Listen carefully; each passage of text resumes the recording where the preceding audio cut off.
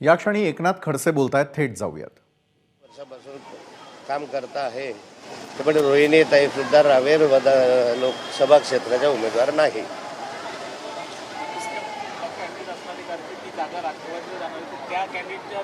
रावेरची जागा ही राष्ट्रवादीला आहे आणि राष्ट्रवादीकडून 7-8 उमेदवार इच्छुक आहेत. त्या उमेदवारांचा आज माननीय शरद पवार साहेबांसोबत बैठकी झाली. प्रत्येकाला त्या संदर्भातली माहिती घेण्यात आली आणि या 7-8 उमेदवारांपैकी काही उमेदवारांची छाननी करण्यात आली.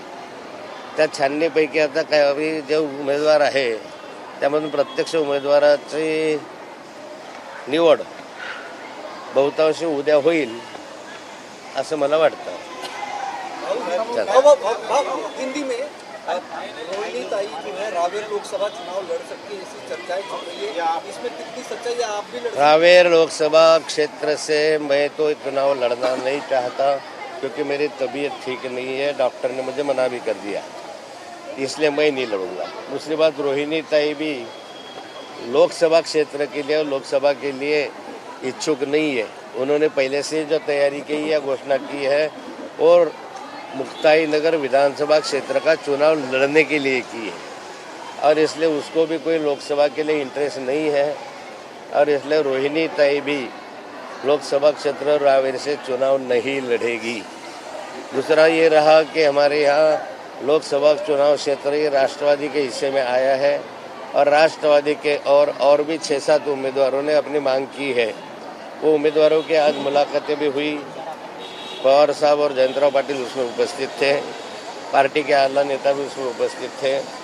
अभी ये 6-7 लोगों में से कुछ 3-4 लोगों 2-3 लोगों की स्क्रीनिंग करके मुझे अपेक्षा है कि कल पार्टी इसके बारे में उचित निर्णय लेगी. चुनाव आयोग की प्रेस कॉन्फ्रेंस होने वाली है और 3 बजे से आचार संहिता और इलेक्शन का शेड्यूल डिक्लेयर हो जाएगा.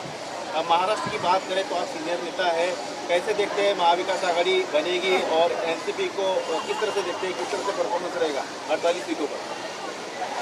देखो, महाराष्ट्र में महाविकास आघाड़ी की ओर से 48 के 48 सीटें का बंटवारा करीब हो चुका है. एक 4-6 जगहों के बारे में आज या कल में इसमें फाइनल निर्णय हो जाएगा ऐसी अपेक्षा है और ये सारी सीट पर हमारे उम्मीदवार खड़े रहेंगे. और महाराष्ट्र की आज की स्थिति अगर देखी जाए तो महाराष्ट्र में की जनता महाराष्ट्र सरकार के ऊपर और केंद्र सरकार के ऊपर में बहुत बड़ी नाराज़गी से देख रही है, नाराज़ है और ये नाराज़गी का फ़ायदा हम लोगों को लोकसभा के चुनाव में होगा. लढू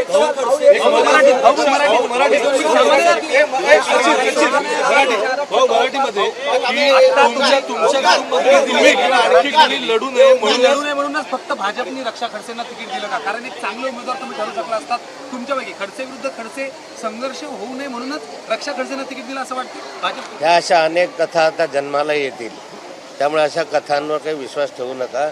असा कोणताही नाही. पार्टीचा निर्णय असतो आणि पार्टीच्या निर्णयाने त्या लाईननेच आम्ही काम करत असतो.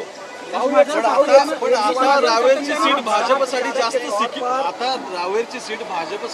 सिक्युअर झाली असं वाटत नाही का तुम्हाला? कारण इकडे अजून मला असं वाटते की उद्या उमेदवार घोषित झाल्यानंतर तुमच्या असं लक्षात येईल की सामना अत्यंत चुरशीचा होईल आणि त्या ठिकाणी एनसीपीचा उमेदवार निश्चित विजयी होईल. या स्वरूपाचाच उमेदवार आम्ही उद्या देणार आहोत. उद्या उमेदवार दिल्यानंतर हे प्रश्न तुमचे जे आता विचारतात त्या प्रश्नाला उत्तर आपोआपच मिळेल.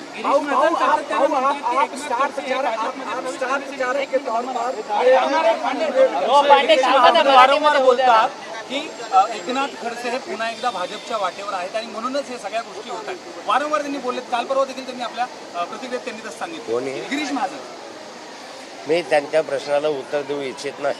बाबू आप स्टार प्रचारक के तौर पर पूरे महाराष्ट्र भर में दौरा करेंगे. रावेर की सीट पर भी अपने जो प्रत्याशी के लिए किस तरीके से जी जान लगाएंगे ताकि आपका प्रत्याशी चुनकर आए? अगर मेरी सारी योजनाएं अगर आपको बता दूं तो अपोजिशन को पता चल जाएगा कि मैं क्या करने वाला हूँ. लेकिन आप प्रचार करेंगे, चुनाव डिक्लेयर होने वाले हैं और बीजेपी कह रही है कि इस बार महाराष्ट्र में 45+ सीटें जीतेंगे क्योंकि नरेंद्र मोदी ने बहुत काम किया है. 10 साल में राम मंदिर बनाया, 370 हटाया, सीए जो है लागू किया.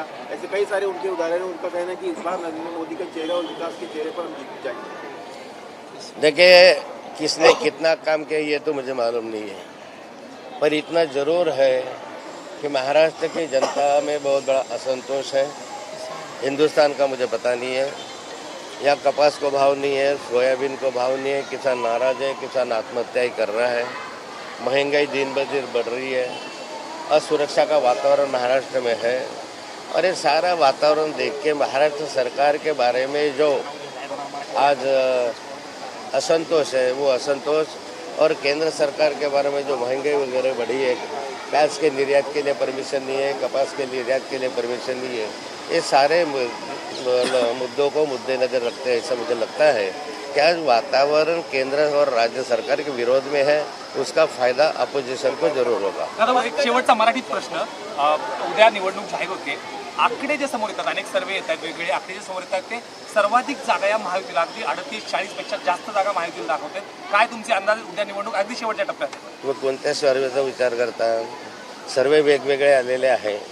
एका सर्वेमध्ये महाविकास आघाडीला जास्तीच्या जागा दाखवलेल्या आहे, एका सर्वेमध्ये महाविकास आघाडीला कमी जागा दाखवलेल्या आहे. त्यामुळे सर्वेचा विचार करता जे अंतिम टप्प्यामधले सर्वे असतात, त्या सर्वेमध्ये काहीतरी तथ्य असतं. अजून निवडणुका घोषित होतील, फॉर्म भरले जातील, उमेदवार घोषित होतील, त्यानंतर मग त्यातला काही अंदाज व्यक्त करताना काही प्रमाणात अंदाज येतो. आता भाऊ, आमदार अपात्र प्रकरणी राष्ट्रवादीतल्या विधान परिषदेच्या आमदार अपात्र प्रकरणी सुनावणी सुरू आहे. उपसभापती नीलम गोरे यांच्या अध्यक्षतेखाली 6 आठवड्यांची संपूर्ण मुदत दिलेली आहे, परंतु दोन्ही गटाकडनं एकमेकांच्या विरोधात याचिका टाकण्यात आलेल्या आहेत आणि आता निवडणूक आयोगाने खरं तर शरदचंद्र पवार पक्ष जो आहे तो अजित पवारांना दिलेला आहे. त्यामुळे विधानसभा अध्यक्षांनी ज्या पद्धतीने निकाल दिला त्याच पद्धतीने उपसभापती देखील निकाल देऊ शकतात अशी शंका आहे. असा आहे, माझा अपात्रतेचा निर्णय हा विधान परिषदेच्या माननीय उपाध्यक्षांकडे आज सुरू आहे आणि हे प्रकरण माझ्या दृष्टिकोनातनं न्यायप्रविष्ट आहे, त्यामुळे त्याच्यावर कॉमेंट्स करणं उचित होणार नाही. तर रावेरमधून निवडणूक लढवण्यासाठी आपली इच्छा नसल्याचं खडसेंनी आता स्पष्ट केलेलं आहे. तर दुसरीकडे मात्र रोहिणी खडसे देखील लोकसभेसाठी नव्हे तर विधानसभेसाठी तयार करणार असल्याचं त्यांनी सांगितलं. एबीपी माझा, उघडा डोळे बघा नीट.